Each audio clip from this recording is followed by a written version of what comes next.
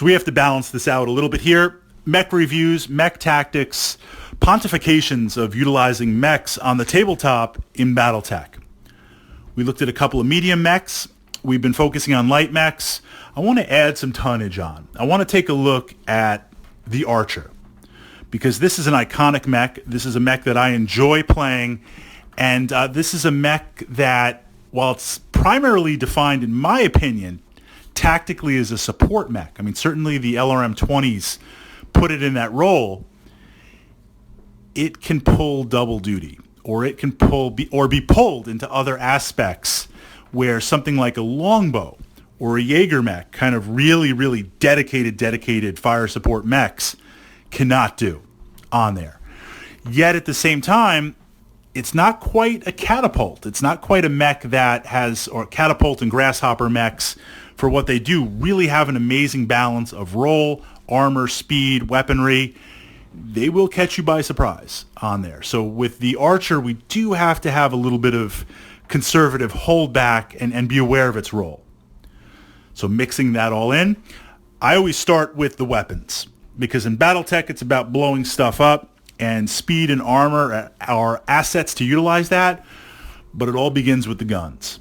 And we start off by looking at, we're looking at the stock version of it, although we will look at a particularly fun variant for the lulls. You've got the LRM 20 packs. This is strong on two levels. First level is redundancy. In Battletech, you start off, there's a couple of comments recently of new players to Battletech, and they're like, at long range, you're just like shooting forever and not really hitting stuff until you close and you can reliably hit on, 5s, 6s, 7s, 8s, maybe 9s. That's where the action is. So yes, in Battletech, you start off with your base gunnery skill that's on there, maybe 4s, maybe 5s, maybe 3s, whatever you're going to play, and of course it adjusts to the battle value. But once you add in range and movement and hexes for your opponent, and whether you walked or you runned, terrain on there, suddenly you need 10s, 11s, and 12s to hit. So having redundancy, 3 is some, 2 is 1, 1 is none. Having that redundancy is key. So anytime you have two type of weapon systems, two PPCs, that's redundancy. One PPC, different tactics on there. So we've got the redundancy of the 20 packs. Looking at that, a 5 range, a 10, a 15, and a 20. 5 and 10 packs have their role on the table, but 20 means if I roll average for those missiles on the clusters, I'm going to soak you with some decent damage. If I roll legendary, it's going to hurt. If I hit with both of those packs and I roll legendary, that could be a game changer of a turn on there. I mean, it's interesting to lay out a lot of damage at long range. We also have direct fire, indirect fire. That's the difference between missiles, LRM packs, and long range, lower end autocannons, AC2s, AC5s. They both have the range, but you have the chance to indirect, even if you don't always take it. It's there. It's in your tactical toolkit.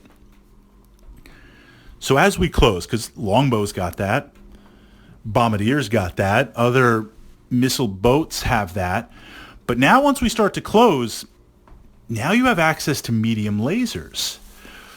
So the Archer isn't something that normally a dedicated support or missile boat, okay, you know what? I'll eat a few shots coming in. I'll close really, really fast. Not that I want to get hit, but we'll see what we can do. And then I'm just going to blast you with PPCs and lasers and everything else. Well, the Archer's got some bite back on there. And it has the redundancy again in the arms and in the center of those medium lasers. Pound for pound, battle value per battle value, tonnage for tonnage, damage to heat. The medium laser is the best weapon in the game on there. It's putting out things in 5. So if we look at the grouping of the missiles, damage, and full groups, and if we look at the damage of the medium laser, it is a consistent 5 points of damage mech. Yeah, look, I'd like 20 points. I'm an AC-20 freak on there. 10 is better than 5, but 5 is consistent. That's kind of the consistent Battletech level. So the Archer has the ability, with some heat management, to level that out constantly every single turn at extreme range or really, really close range.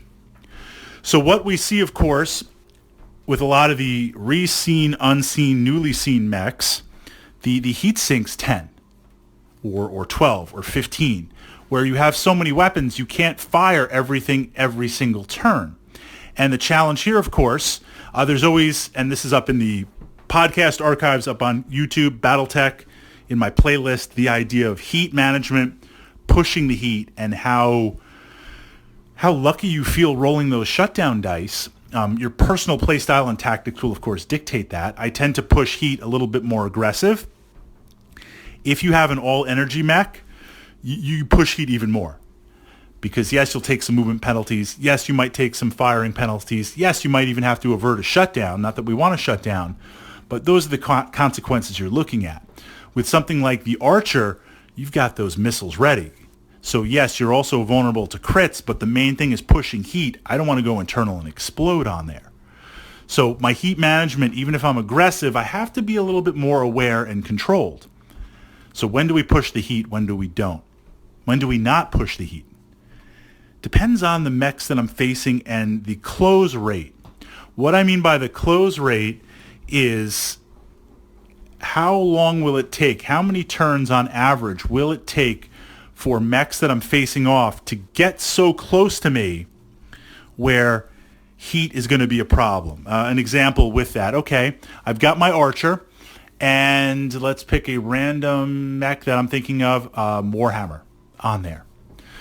So the Warhammer doesn't have the missiles to range, but it has the PPC if it can push up. But it's going to be a little bit slower moving across that table. Not that I want to eat 2 PPCs a turn, or 1 and then 2, kind of firing back and forth. But if I'm in cover, okay, I'll shoot some missiles at you as you're walking towards me.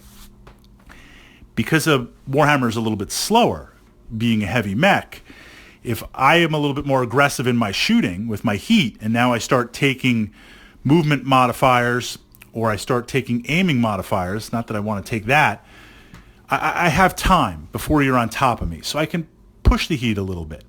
As soon as you close to 3, 4, 5, 6 hexes out, I don't want to have any modifiers on there because I got to make some decisions of where I want to move and what's going on.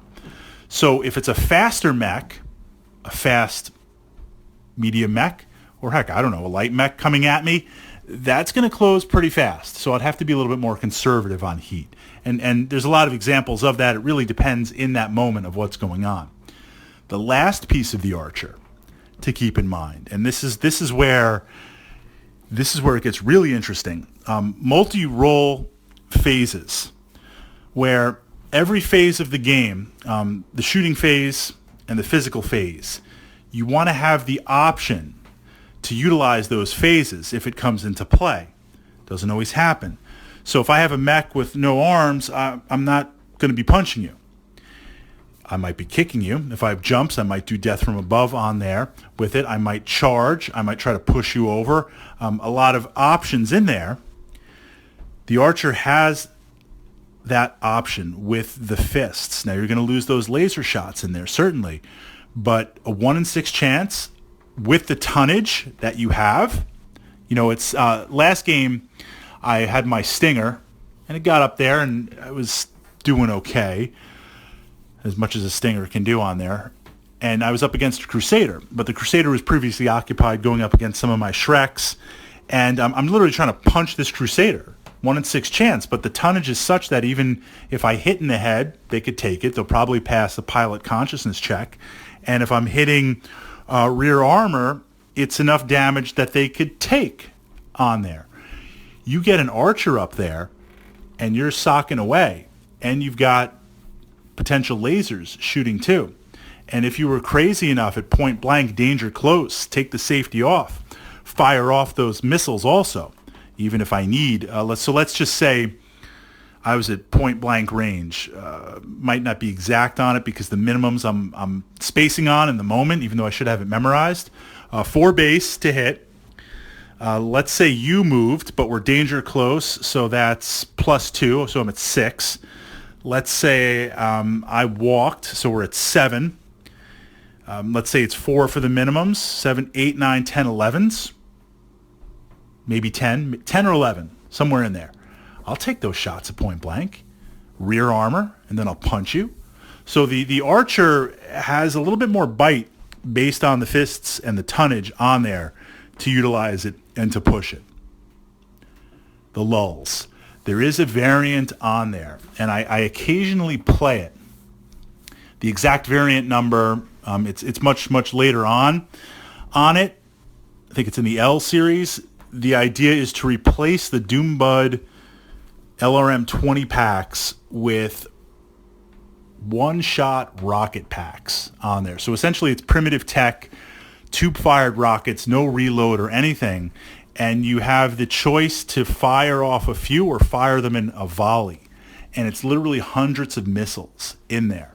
So I've used this as kind of the ultimate line breaker brawler mech, where if I'm going up against a mission where I know my opponent is going to be mostly static, or also for the lulls on there, then I will run up with 2 to 4 archers with this configuration.